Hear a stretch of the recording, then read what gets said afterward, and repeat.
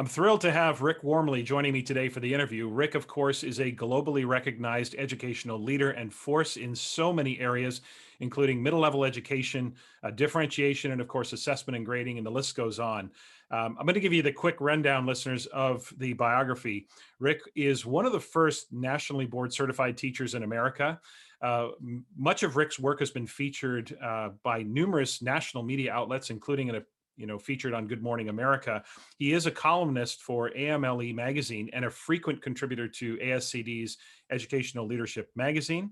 Rick, of course, is the author of several books, including the award-winning Meet Me in the Middle, as well as several bestsellers, including Day One and Beyond, and of course, the wildly popular Fair Isn't Always Equal, Assessment and Grading in the Differentiated Classroom. Rick has been a presenter and a featured workshop presenter all over the world, literally all over the world.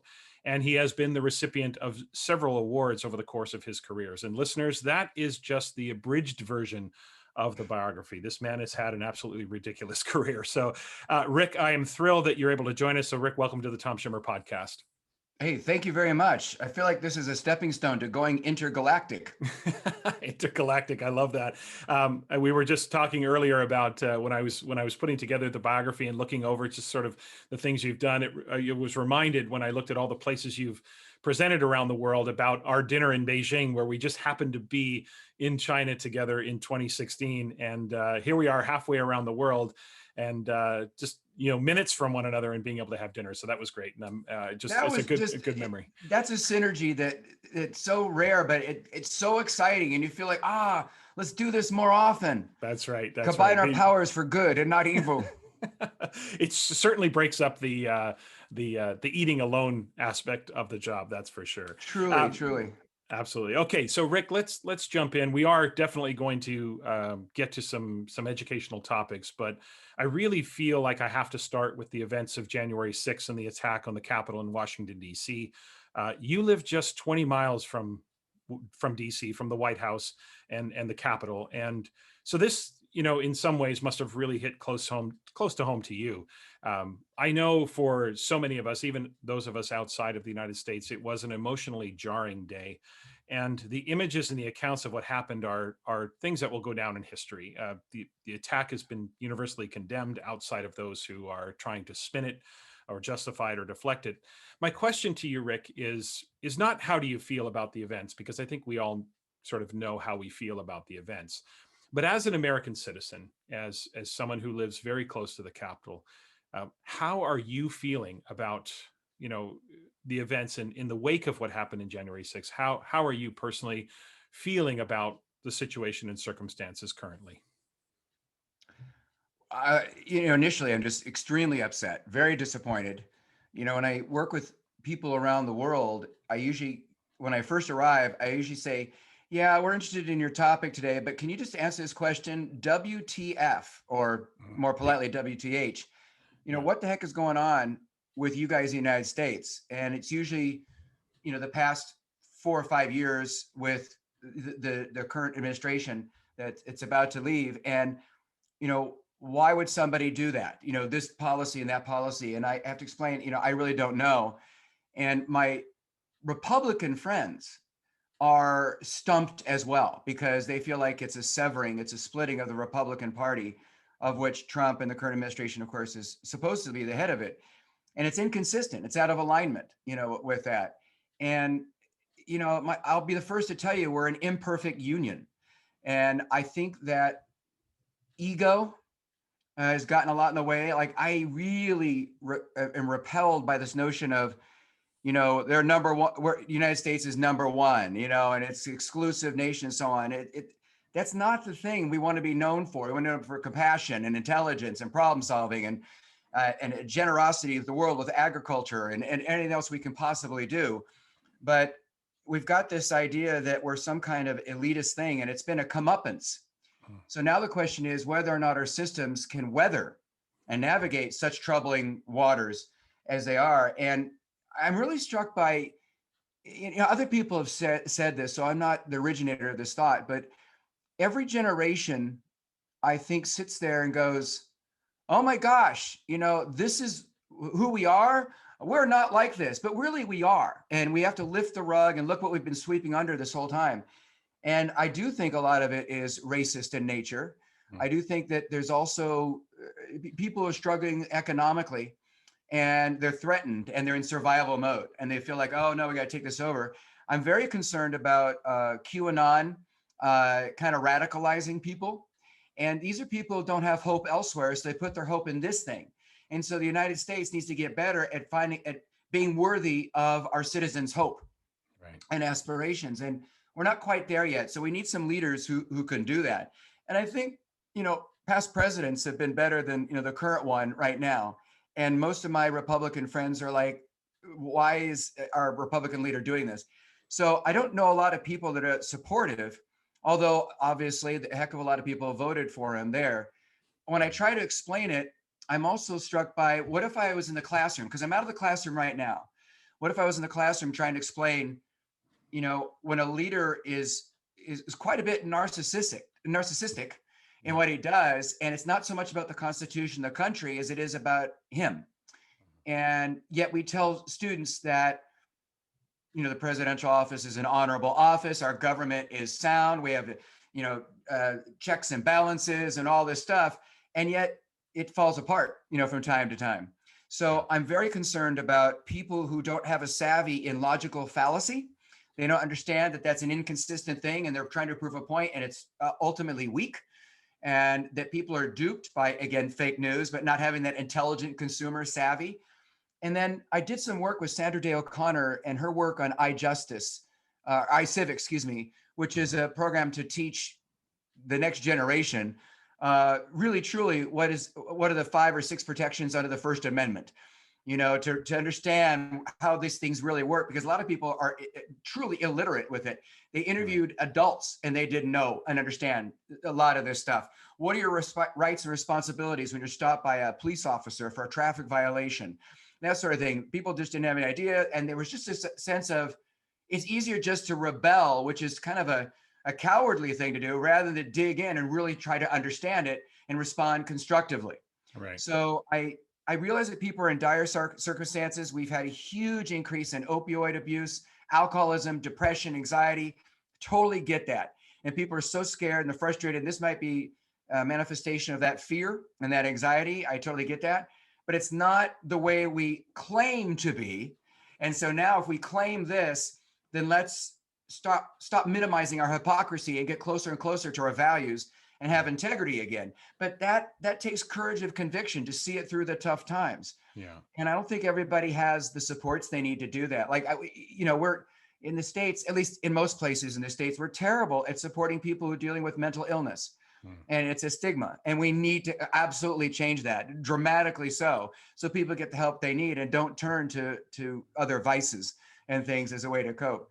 So I don't know. I have mixed feelings. Initially terrified because we live so close. And what we did here in our neighborhood is, we have a internet just for our neighborhood, and everybody sent out, yes, my brother who works security at the Capitol or the National Guard or whatever, they're safe, they're fine. We have a lot of friends who work downtown. And we're like, are you okay? Did you get home okay? And, one friend had to stay over in a hotel. Wow. And at night, because he couldn't get out of the city, things were locked down. He was worried about this stuff. So he stayed over, but he happened to stay over in a hotel, that was being used by a lot of the rioters. And it was, they were uproarious, they were celebrating, and he was angered. But, if you say something, then it's just all directed at you. So what do you do? And so his place was, I will go in my room and try to keep safe, but I will work towards, this not being what happens, on a daily basis, or is the only turn that people have when they feel like they've been wronged by their government to some degree. So anyway, I guess that's a mixed message there, but it's kind of where I am. Well, you are where you are for sure. It's an interesting dynamic, obviously, for myself as a Canadian. I think sometimes, and I made mention of this in last week's podcast, which is I think sometimes, and I understand why, this isn't meant to be a shot, but I think sometimes Americans forget the impact that instability in the United States has around the world. Every democracy looks to the United States for stability. And while your comments are fair in terms of stop saying we're the greatest country or all of those different Yeah. things, there is the beacon of democracy and freedom that the longest undefended border is between Canada and the United States. So our countries are very close, and we look Yeah. to the United States. And it was an emotionally jarring day for even people who don't live in the United States, who aren't citizens, because we know that there are global actors that would look to take advantage of that kind of instability. The other thing is you were responding, Rick, that I want to pick up on, which I've seen several times, is this notion of how many times can we keep, and this isn't exclusive to the situation last week, this would be ubiquitous in anyone's life or any organization's life. How many times can you keep saying this is not who we are Yeah. until you start to realize this is who we are, and this is what we have to reconcile? Because that, do you think that acknowledgement is what's going to be necessary to bring the unity? And it seems a lot of people are trying to push unity and healing right now without there being that step in between, which is the acknowledgement and the awareness of where things currently are right now. Thoughts on that?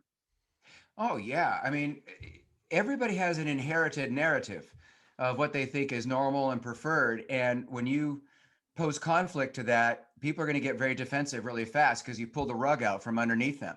And Hmm. so now what do they hold on to in an insecure world? And you've removed that guardrail, so to speak. So the idea, so much of our country has been rewritten by people who were in power at the time. So they had this idea of like blacks and whites and Japanese uh, and others from around the world who are immigrants, Native American people, First Nations, and so Hmm. on. And like I put them in this classification, and now you're telling me that my whole perception was wrong, and that they actually were doing all those other things. That, I'm not comfortable with that because I'm already scared as an Yeah. individual human. Yeah. And so I think that is probably going to be one of the big turns from 2020. The big outcomes from it Hmm. is racism, but also the politics. It has been so toxic, and Yeah. I'm struck by so much of what happened during the 1960s in the Mhm. states. It was civil unrest and so on, and what was going on. And there are some parallels between what that and what's going on now. Disillusionment. Yeah. Oh no, I now have to rip up, dismantle my aspirational model, my exemplar of what I thought was. Hmm. And when you confront anyone, let alone like educators too, with their hypocrisy, it doesn't always go well because we tend to irrationally rationalize things. Right. And now we're forced to look at something that is distasteful, unsettling, ugly, Hmm. and realize, oh, we've been just operating in hopes that no one would find out that other stuff or pay attention to it. No, look over here, please, because that's Yeah. no, we're not over there. We're over here. You keep your eyes over here. Nothing to see there, Hmm. people. And now we open it up and it hurts. It changes, painful, it's hard, Yeah. and it's no longer comforting. And in a pandemic, an economic crisis, and the Right. political toss-ups back and forth, we want comfort food and we're Yeah. not getting it. And so who's really going to survive is the ones who are strong enough to realize that it's messy. And you're trying to impose disorder on you try to impose order on disorder, and you're Hmm. not comfortable with ambiguity. It's going to drive you nuts. Yeah. So people are flexible and willing to say, no, I'm willing to do the hard work. Yes, I can become aware, but then how do I make that actionable to do something about it? Yeah. That's incredibly hard. So Yeah. how do I confront neighbors, friends, relatives who spouse something that is just abhorrent to me ethically, or to say, oh no, I need to keep the peace? Well, the time for that is over. You need to find the constructive way to Right. maintain relationship if you want, but to say, no, you know what, we can be better than this. Let's aspire together, and let me hold you to accountable Yeah. to a common humanity and a sense of mercy and compassion and grace that these comments of yours are not espousing, but you've said before that's what you want to do. So Right. the idea that we're wildly, hugely inconsistent in our own philosophies and values, we have to accept. It's not a perfect thing. We're imperfect people running an imperfect system. Right. But can we extend forgiveness to each other? And again, be very disagree on things, but still have civil discourse is Right. huge. And I think one of the big outcomes of that is that we're going to renew courses on civics and Mm. civil discourse in our Yeah. schools, because and debate forensic competitions as opposed to Right. turning to fists and Right. violence and vandalism to pull it off. I think will be a positive outcome. It's Mhm. kind of like the idea of, upsetting the apple cart isn't always a bad thing. This one is terrifying and inappropriate, but a little bit of upsetting it, yeah, that we're due for that, and it's a Yeah. healthy thing. It's as you're talking there, you're talking about civil discourse, and the idea that it's time to push back, it's time to speak up, it's time to confront, but it's not the time to do those things in the manner with which others are, Yeah. asserting their position. It's a way, the art of this, I think, is going to be how we confront and how we speak up without resorting to the tactics that got us upset in the first place. I think Yeah. that's And going to I be think a some of lot the of them interesting. don't have the skills to do that. And Right. we need to get those skills in their hands. Yeah. Can we just pivot now a little bit to school? Because, everything today, obviously, we've been talking, everything today feels political. And I said, last week on the podcast, if a once in a century pandemic can become political, then anything can become political. So when it comes to now, let's sticking with the events of January 6th and the subsequent climate, but focusing on teachers in schools. A lot of questions came out on January 7th or even the evening of the 6th, which is how am I going to talk about this, right? So now Mm. students' emotions, their opinions, some students will have some very definitive positions about what happened, and some in the public feel that teachers and educators in general really shouldn't get political at all. So at the same time, what happened and what the current climate is so intense that to not talk about it would feel so inauthentic and disjointed. So my question to you is, and maybe you've been asked this question already, which is, how do teachers and educators, principals, how do we talk about the truth of what happened in this current climate without becoming political or without becoming overly political? How do we talk about what happened on January 6th? I think you cannot escape education being political. And the first step is to accept that all education is political to some degree. If I choose not to comment, that's a choice, and it's a political choice not to comment, not to get in there. If I choose to comment in a certain way, that's political as well. So first, we have to realize that it is political, and you can't avoid being or not being political. It's just going to happen. But the other thing is, can we be sensitive to different viewpoints, and can we model that in front of kids? What I find is that students, particularly in middle school and high school, are let alone the bottom line fundamental questions of a primary child, but is in young adolescents and adolescents, they want a model of how to think about things, and they turn to us as exemplars of how to think. How do you navigate such a difficult time and a challenging thing, and they want to sort their thinking. And a lot of kids and some adults to some degree, they sort their thinking based on what people they respect say and what they do. And I think we need to model how to do that. I disagree with this policy, and here's why. But I understand that some people might have this viewpoint, and here's why they have that. So I Yeah. wonder how we could progress together. Is a legitimate thing. Now, I've been wrestling with this for decades when we talk about racism and homophobia and Muslim bans and things like that, because people are saying, well, Mr. Wormeli, what do you think? Students will come up and ask that. Right. Transgender use of bathrooms, that sort of thing. And I say, well, there's really a couple of things there. One is, are you asking me as an employee of the Commonwealth of Virginia, or are you asking me as an individual voter? Tell me what your mom and dad said first, and then I'll tell you what I say, Right. just so I have the context as we're doing Right. that. And then I'll say, sometimes if it's really contentious, I'll ask mom and dad, is it appropriate? Is it okay for me to have this conversation with your child if we need to?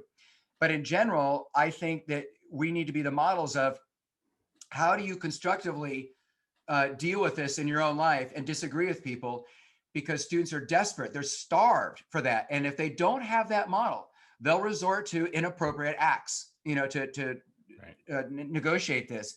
And there'll be nothing to build on there as you go through and do it. So the idea of, if we have a really strong disagreement, let's vote, let's do something, let's change the legislature, that sort of thing, not turn to violence.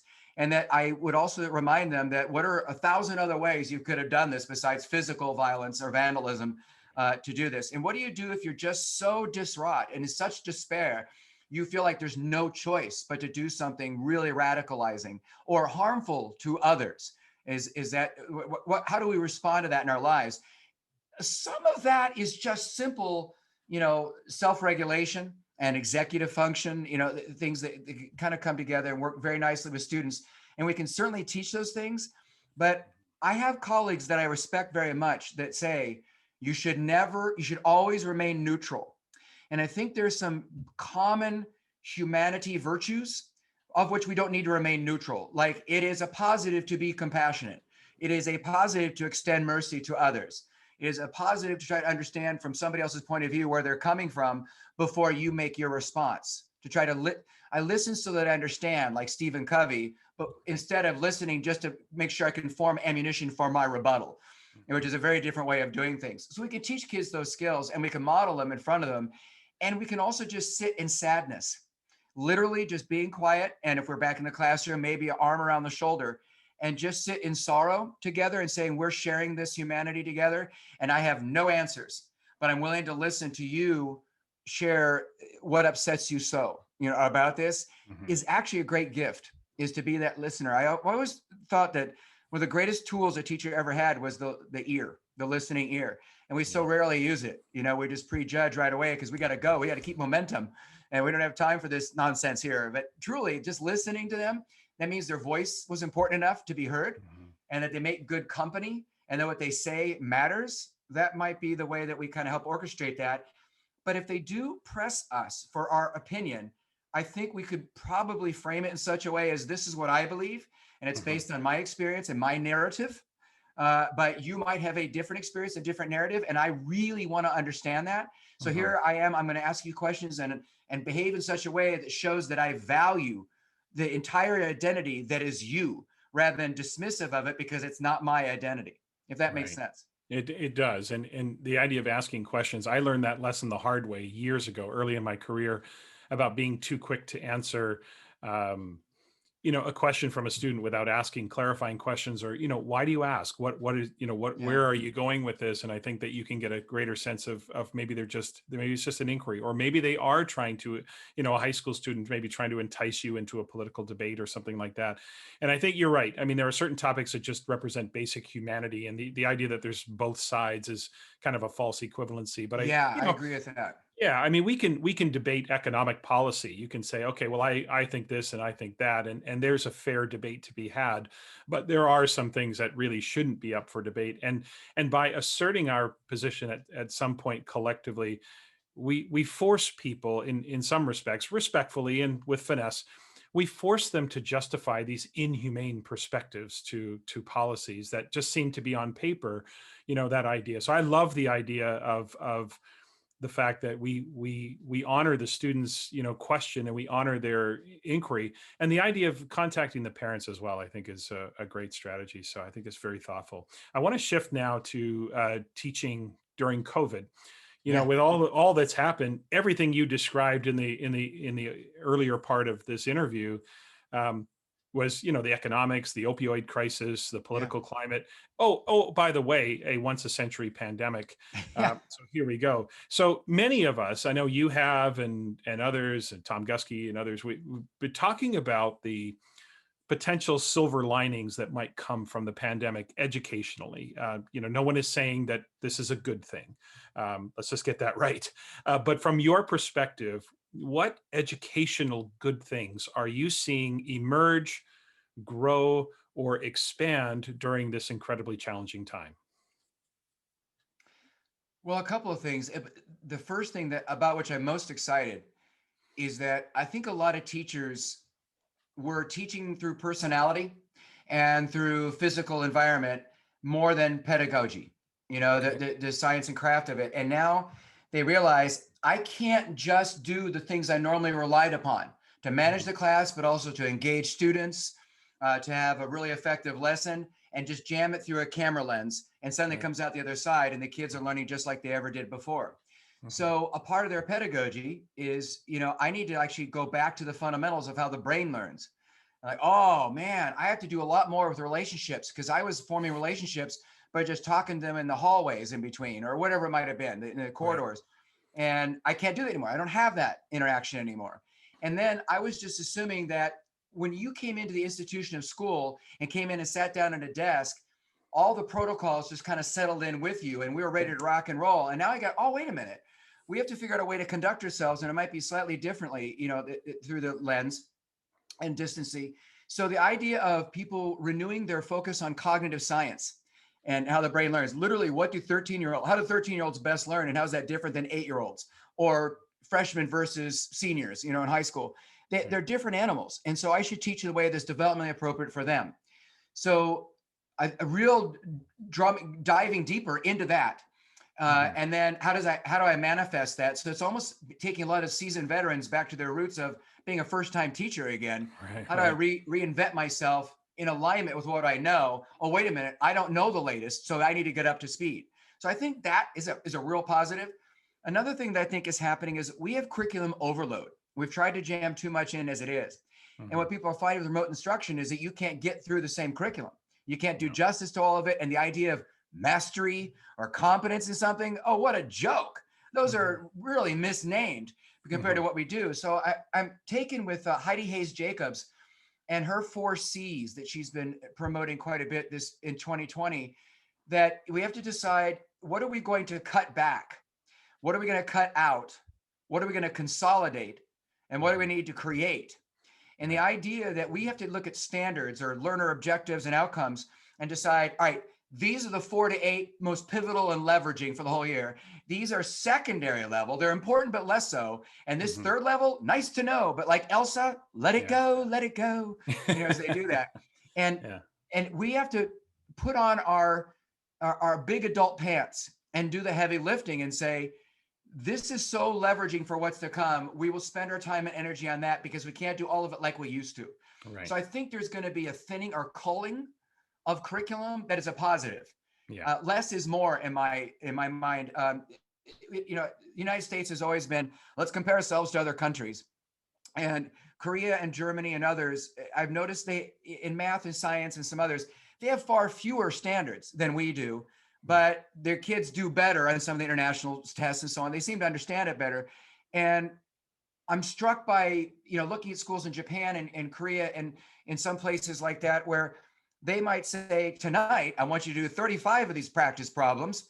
And we would say that to get fast at it, but they would say, hey, you know what? Here's one problem.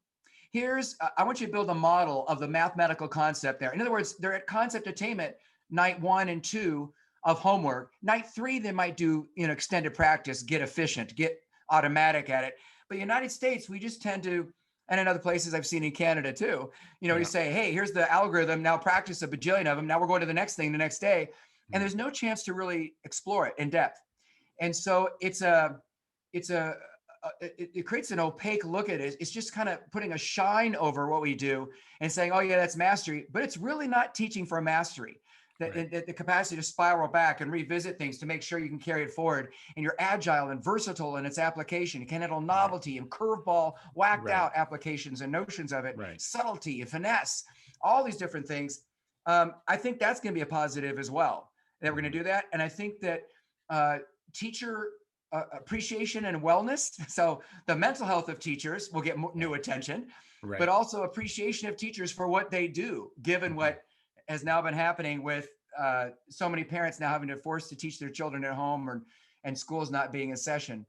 Those are positive. I think the idea of becoming much more divergent and paying attention to one's own intellect and creative self, because that atrophies when you've been teaching the same thing for a few years in a row or longer. So I got to go back and go, I got to think way differently than I did before and not just rely on what I used to do. And that's okay. And then probably the biggest moment for me would be to deal with inequities. They've just only exacerbated to a huge dramatic degree. That the difference between the haves and the have-nots has only become worse.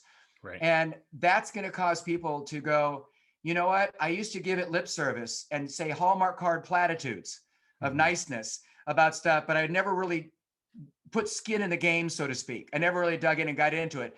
It's kind of like people who are clicktivists.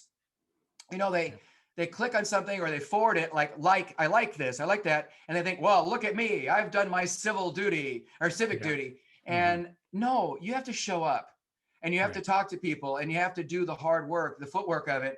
And that's going to be a difference. I think more and more people are going to be willing to do that because it's just revealed so much more. And it's so much more of a painful hurt in our heart. But we're going to be looking to leaders to give us skills and routes that are constructive to do that. Mhm. We really do. I was just on the one hand really impressed by how so many school districts responded in the spring with, devices, bandwidth, Yeah. all of that stuff, and yet at the same time, you think it took a global pandemic for us to realize that there's inequities within, for Yeah, access, right.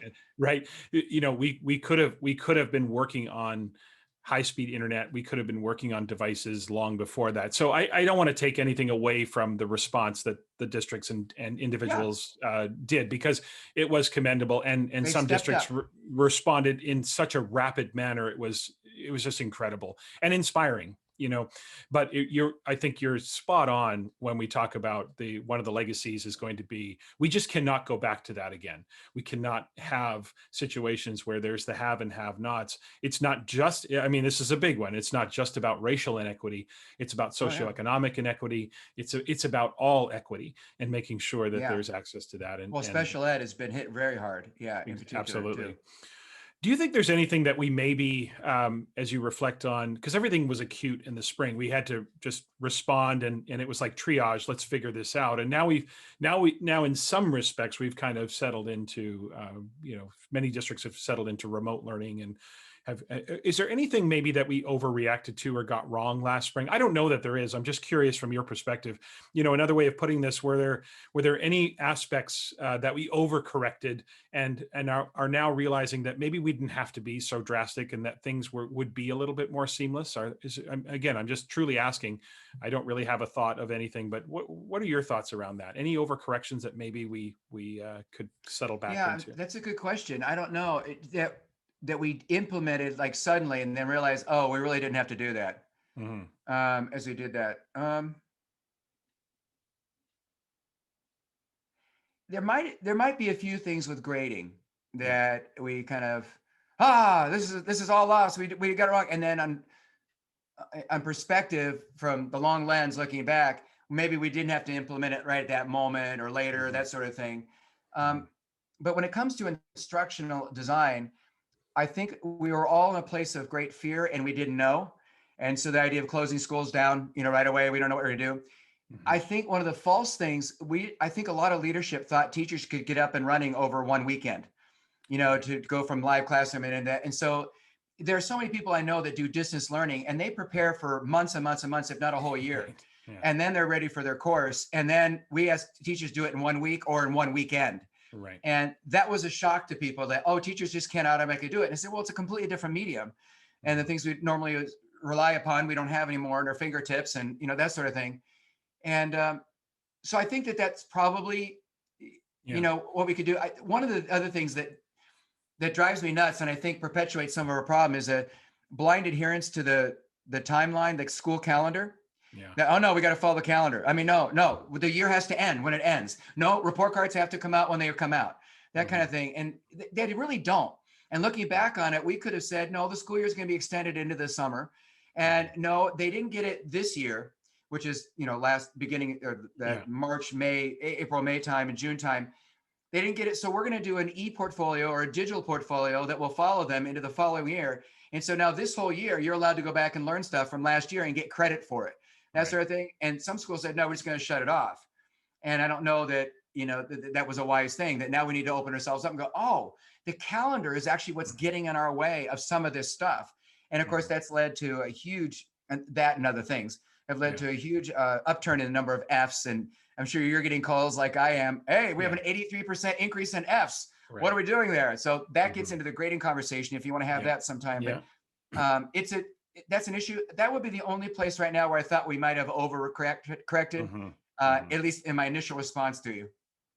It's funny that you mentioned that, because that is one area where I think, in the short term it was wise to make those decisions about the grading scale. And yet I worked with a lot of schools in March and April and May that said, Tom, we have an all year schedule. We have a linear schedule where we have had enough evidence, and we think we can piece together the fourth quarter of learning that we actually can justify the Mm. way we're grading. And I think that now, as I'm sure you have as well, as I work with teachers and schools, and they're getting used to this virtual environment, they're saying to me, Tom, I really am gathering and eliciting high quality evidence from students that I can look at along a gradation of quality with a rubric. So I think you're onto something there where I think, we had to make some decisions because of the uncertainty. And of course, there was the anxiety and stress of it.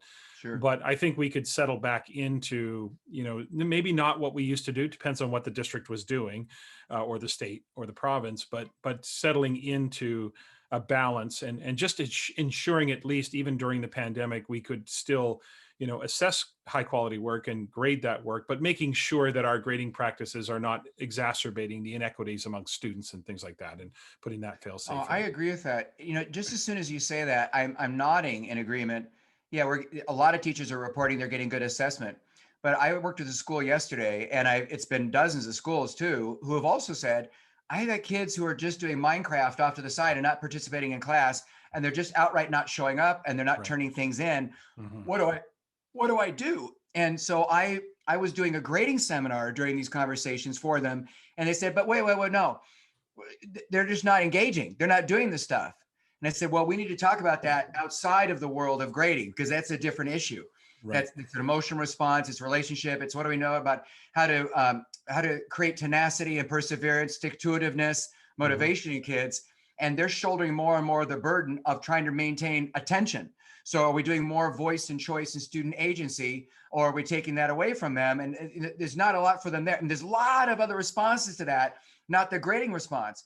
So Yeah. just as soon as I'm nodding with you saying, yeah, teachers are getting some good stuff that's Yeah. evidentiary of Yeah. performance, there are other schools who are Hmm. struggling with, they're not even showing up for my sessions. And so we talk about asynchronous versus synchronous and all of Right.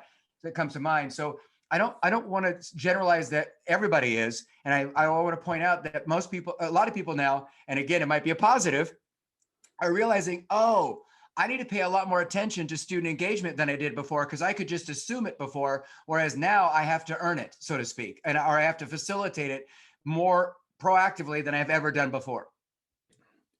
I think that's the point, is that every district and every school has to make a decision. So when you see a news story from Virginia and you see a news story from Texas, or you see a news story from California, Yeah. and they've gone in one direction, that doesn't necessarily mean your district has to go in that direction or your school has to go in that direction, because that might be right for their context.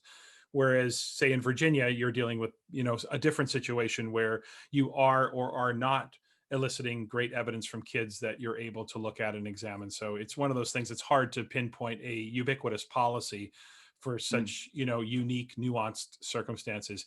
I want to take a bit of a big picture, a big picture view of education, and just, you've had a long, illustrious career, and I want to ask you a question about where we are in 2021. We're going to maybe just set COVID aside. Of course, I know it's hard to, but we're going to do this for this discussion. um, what aspect of education are you somewhat disappointed in? I know, Rick, that you are a positive, optimistic person. You can't, your energy is contagious. I know that. And I feel very positive and optimistic too. But I Yeah, you wonder are. about the aspect of education. What aspect of education did you think we would be much further along with by 2021 than we are right now? Well, I hate to, you know, sing the same tune over and over again, but Okay. I totally thought when I started working on grades, ethical grading in 1980, 81, that we would be at a point of ethical grading. Yeah. And that we would also be much more well versed in descriptive feedback and all the techniques associated with that. Hmm. That's one. And secondly, I thought racism in the education schools can almost be an oasis of really the way society should be if they really want to do it. And unfortunately, I think it's just, again, it's exacerbated, have and have nots. Some schools have resources, some don't, and I'm very disappointed that we have not evolved as a species to realize the value of putting energy and time, even if you don't have children in the school system locally, Right. that putting energy and time and taxes into really strong education local community serves all of us well, because Yeah. those kids will one day be our dentists and our leaders in politics and so on, and fixing our cars. And it just raises everybody when education is going well. Hmm. The other idea that, I'm kind of disappointed that fine and performing arts is the first thing to go. And a Yeah. lot of times when there's economic disparity, when those are the very things where students find meaning, and we have overwhelming research, there's not a doubt in anybody's mind that fine and performing arts, significant participation in that actually improves participation in all the other subjects that we call core, whatever that might be, the main subjects. Mm-hmm. And so we're shooting ourselves in the collective foot by diminishing that. Mm-hmm. That I thought would be better by this point. And then Yeah. number of teachers who are, I'm disappointed, number of teachers who are not trained in learning disabilities, moderate autism, moderate spectrum, Asperger's, things like that, because a lot of those kids are in our classes and we need to respond to them. And it's just as legitimate as any other kid in the class. And we need regular ed to have some training in those things. Special ed getting in the hands of regular ed teachers, I guess is what I'm trying to say, would be helpful. And then I thought we would be doing block scheduling, extended length classes, because we realize how unbelievably inappropriate 50-minute classes in a constant stampede through the day tires anybody. And you can't really learn the stuff. We know better. And if we had set up schools way back in the day with what we know today about how the brain learns, we wouldn't have set them up like this, this kind of conveyor belt thing. And so that bothers me a lot. I thought we should have evolved by now. Mm-hmm. And then one thing that has disappointed me of late is technology and using it for its own sake, rather than looking at the pedagogical principles and finding tech to support that. Right. And so they're doing tech because it's tech, not because it's useful, and not because it's valuable or reflects what we know about how the brain learns. And I just want to be very cautious with that. ISTE is really exciting to go to the ISTE conference and any education conference and technology conference, but it really has to be purposeful and used in a thoughtful way. Yeah. I've lost count on the number of teachers who I've been observing and mentoring, and they've spent 20 minutes trying to get the tech to work or to integrate it in, and they could have done it much better in about 2-minute chalk drawing on an old chalkboard. They could have conveyed way more, or using the students' bodies to model something, and the tech got in the way. It took away from the momentum, away from the effectiveness. So that's another disappointment, I guess, to some degree. But I guess the other thing, last thing is like teachers pay teachers sometimes at that website and that company and others. I've seen an increase in the number of things that are sold as, oh, here's my stuff I made up, that are using materials from other people and are not giving attribution to that. And that's been very disappointing that, you write a book and you say, here's my great idea, but that's actually an idea that I saw in this other person's book, 15 years ago. Right. I don't mind if you want to promote it, it's fine, but we just remind them of where it came from. That would be good. I'm sorry, I'm ranting a little bit. No, it's those are my disappointments. I know you've experienced that. I have too, where you happen to catch a glimpse of something. It doesn't happen often, but you catch a glimpse of something online or a slide or a quote on Twitter and you go, that sounds awfully familiar. Yeah, it does. It's awfully familiar. I was thinking as you were going through your list there, grading for sure is, something that I still frequently will say to participants and people I work with. We've been teaching to standards for at least 2 decades, if not longer. And yet here we sit in 2021, and the notion of grading based on the achievement of those standards is still controversial. That standards-based. We had Benjamin Bloom and Mastery Learning that launched us. Right. And so that was in the 60s. Exactly. We should know by now. But and in the other bigger picture, you mentioned, just with the publicly funded system, and I don't know what the answer to this is, but public school especially is always sold as the great equalizer. Yeah. And I don't think it's ever lived up to that, because to this day, we know that zip code is still a major factor in your achievement levels. And so I don't know what the answer to that is, really. I haven't really, kicked that can down the road very long, but publicly funded systems are, like I said, sold to be that great equalizer. And yet, are they fulfilling that promise? It's, we don't want to harp on the disappointments. There's a lot to be disappointed with. And a generation from now, there'll be another podcast asking about what would you think we'd be further along? And they'll have a list of things as well, because that's just how it goes. However, I want to finish with the positives, because I know that's your disposition and your optimism and all of that. Let's finish with something a little more upbeat. What breakthroughs do you think education is on the verge of making? Like, I don't mean this flippantly, like, because I'm with you on the tech. I think sometimes we have to say to people, what do you want to do? And then find the tech that does that, as opposed to just grabbing the latest technology that someone's, thrown out there on Twitter. So I don't mean this flippantly from the point of view of what's the next fad or what's the next trend, but I mean, like, what is the next big thing that educators should be preparing themselves for? And most importantly, should be really excited about? Well, it was hard for me to limit myself to one as I was thinking about that. So sorry, man. Go for it. It may not The be floor, cogent. the microphone is yours, my friend. Go ahead. You know, one of the things that I'm thinking that more and more people are going to do is we look at personalized instruction, and then what has happened with online tutorials Mhm. and people using online learning, remote instruction, and so on. Is I do think there's going to be increased interest in what colleges have been exploring. And I know that some high schools, but not very many, have been exploring it. But now I think it's going to go high schools and middle schools and maybe elementary. And that's micro credentialing and digital badges Yeah. that will follow you throughout your school year. So I will have a digital badge that represents my my actual training and certification in Python Mhm. that will follow me wherever I go, or C++, whatever. But it also might be in German, and it might be in French. And the idea that instead of a staid approach of a stagnant, you always have to take this, you always have to take this. There are going to be some core classes I take, but then I get to personalize and make my own journey and carve my Mhm. own degree, so to speak. And yeah, colleges have been doing that for a while, but I've seen it now more and more with high schools. Museums now are quite a bit, a number of them are doing digital badges. You get a training in archaeology because you did, a 1, 2, or 3 day course on it. It's now certified and you pass some test and you're kind of, at least initially certified in that particular thing. So that's going to be huge. I've also been talking a lot about with my daughter, in fact, who's graduated in GIS 4 or 5 years ago, Geographic Information Systems, in the School of Engineering, about the visualization and graphic portrayal of data. And I think that millennials and younger, and a lot of people they're millennials are in the teaching force right now, Right. but Yeah. certainly the next generation, the generation that's currently in school, are very comfortable with graphic representation of knowledge. Whereas Mhm. people in my generation, it's a steeper curve to Right. do that. But the idea of visualization of knowledge as a way to teach that, and then through that, the revelation of patterns otherwise unseen. Mhm. Political, my daughter and I have been talking about this with cartography.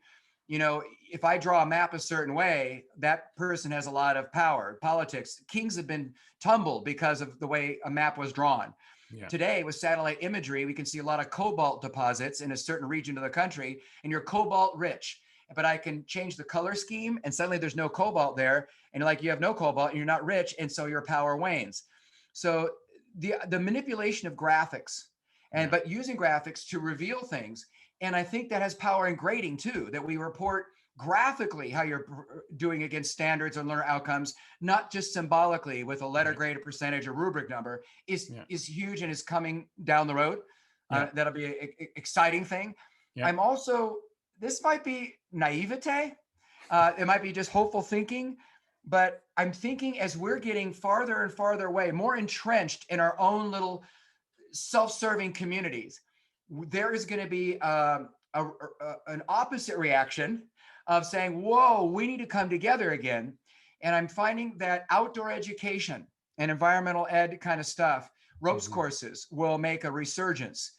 A lot of offices of risk management in some schools were like, oh no, don't do a ropes course. Don't go hiking in that steep mountain. Yeah. Don't do that dangerous. You're going to go sea kayaking? Oh, I don't think so. And this is actually, I think we're going to go back into adventure touring or eco touring, Yeah. and more of the ropes course. We're going to take the kids out on a ropes course for a whole day or 2 days. I think that's going to make a resurgence, and that's going to be a positive because it's going to bring us back to my highest calling is to serve. And I find meaning in that rather Mhm. than I am so entitled to this. Right. In other words, how am I a hindrance to our advancement, or how am I helping our advancement? Am I solving Mhm. the problem? I'm not. I think that will come back. Yeah. That will be quite exciting. I think we're also going to have a real serious heart to heart with the extent to which we give power to standardized test scores Yeah. as being the sole diagnostic of a teacher's performance, let alone a student's performance. Yeah. Oh my gosh, don't get me Yeah. started on value added measures Yeah. as we do that. And then the renewed focus on the haves and have-nots, trying to close that up. Oh, big thing will be University of British Columbia, Simon Fraser, McGill, Yeah. all the education universities are going to now have to reflect teacher realities and Right. the online stuff. And so, right now they might have professors working who don't teach according to the reality of the modern classroom. And Right. there's going to be a call on teacher preparation programs to change. Yeah. I also think, and you could say cynically or happily, I don't know, but we're going to improve our online tutorials because we've had to. Yeah. And so with that, there's going to be a commodifying of that. So Right. there's going to be a lot more merchandising, and people are going to quit the teaching field and just do online stuff. Toward that end, I think some schools are doing it wisely, where I've heard of two teachers now are going to have two classes. They're going to share their classes.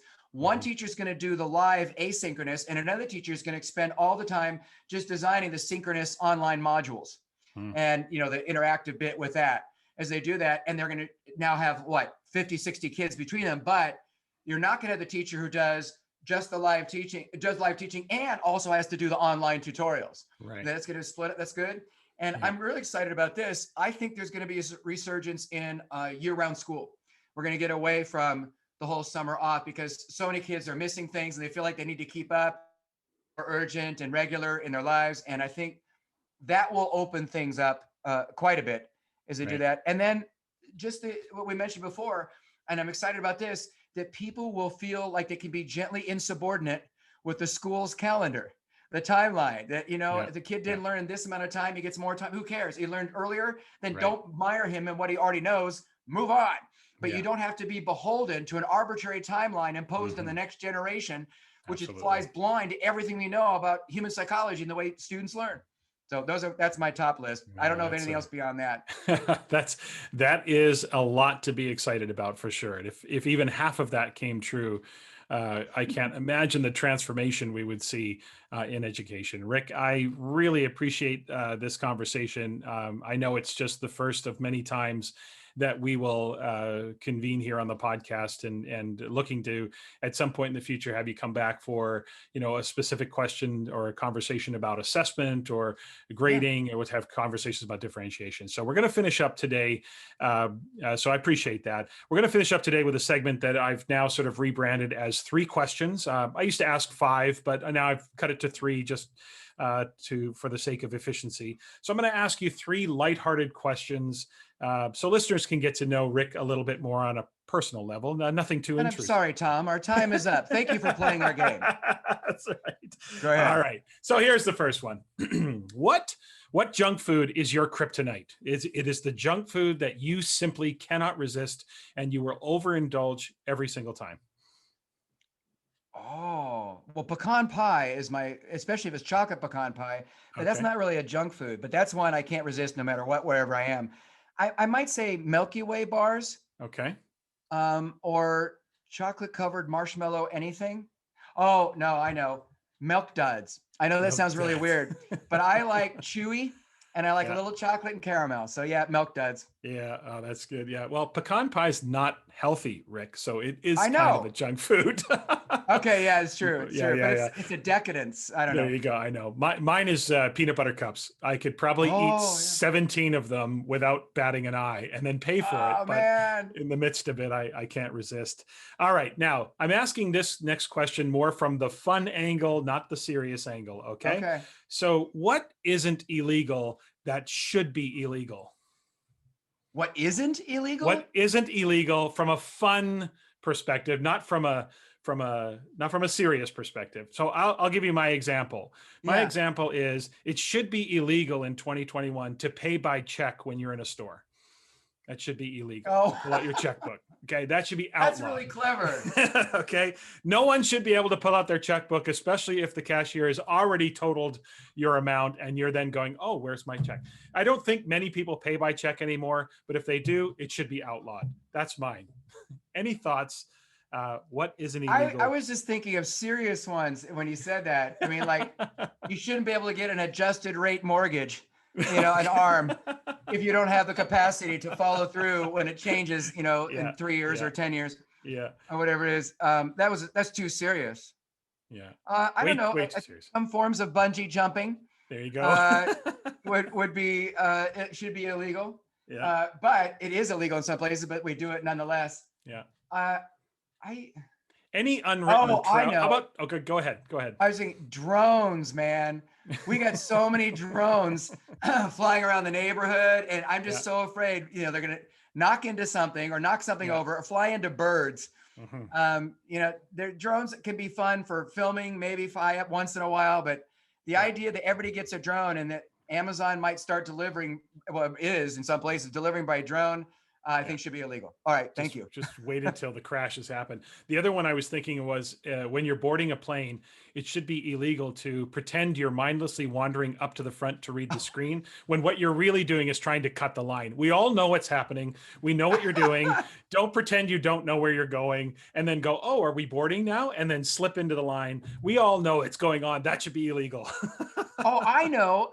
Speaking of that, when Yeah. you're at the gate, Yeah. and it should be illegal for you to sit next to the only outlet in the entire gate area, and you're not plugging anything in. And Right. the rest of us are trying to plug something in. Excuse me, can I sit on the floor Yeah. and worship at Yeah. your feet and just use the plug Exactly. that you're Yeah. not using? That's right. That's right. That should be illegal. Yeah, dude's you have to pay a cover charge to use the outlet because he's sitting there Yeah. blocking it. I know.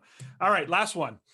Um, what do you think would be the worst buy one, get one free sale of all time? The- that is What's so bizarre. what's the The worst? worst buy one, get one? Buy one, get one free. I was thinking accordions or bagpipes. Yeah, that's true. Yeah. Uh, What's the what worst would be buy one? awful to get two of when you only really barely need one? Oh, I know, your personal colonoscopy kit. That would be the worst. That's Oh right. my That'd be the God. worst. Here we go again, Mr. Wormeli. Yeah, here we go. Well, so Taking you it bought. down the wrong road there. That's right. You bought two. You might as anyway. Let's just keep it going. I digress.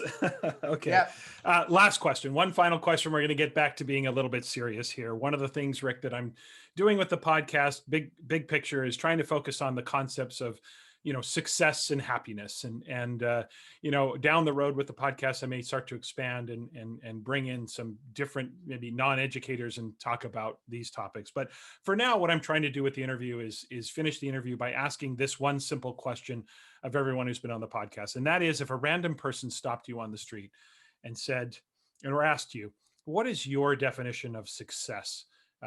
How would you answer them? Probably, I don't know, three parts, I guess. I'm thinking again. One is to love, and to love fiercely. Mm-hmm. It could be a person, it could be an experience, but to love, to have that, devotion, that dedication. The second is to remedy injustice. That I feel like I've succeeded when I have remedied a wrong, or changed a wrong, corrected a wrong, or remedied an injustice. Something that was unethical that I changed, and somebody's aspect or success was able to do that. And then I think to be able to see the world through new eyes on a regular basis would be very successful. If you see it through the tired, same old filter and lens, there's probably not much out there for you. But to constantly conduct yourself in such a manner is one, that you're accessible. Other people see you as approachable, but then you choose, I guess it's a gentle form of empathy, but to be able to see it through different eyes, and then to come at the same things and see it anew. Like I think T.S. Eliot once said, is the ultimate goal is to see it through the child's eyes and see it constantly new. That's quite a bit of success in your life. So I'll just take those three.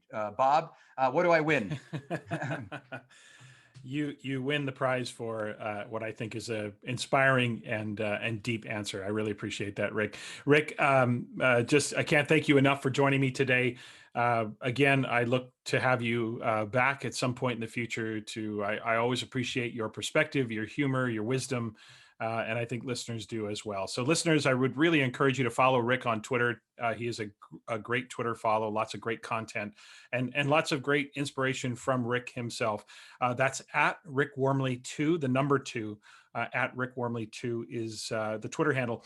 And also to check out Rick's website, some great resources there, information about how to book Rick for trainings and consultations, etc. That's www.rickwormeli.com. Rick, thanks again for being here, and I really look forward to next time. Hey, Tom, thank you for all you do for our profession and humanity. We're lucky to have you. I appreciate that, Rick. Thanks so much. Have a great day. Bye-bye.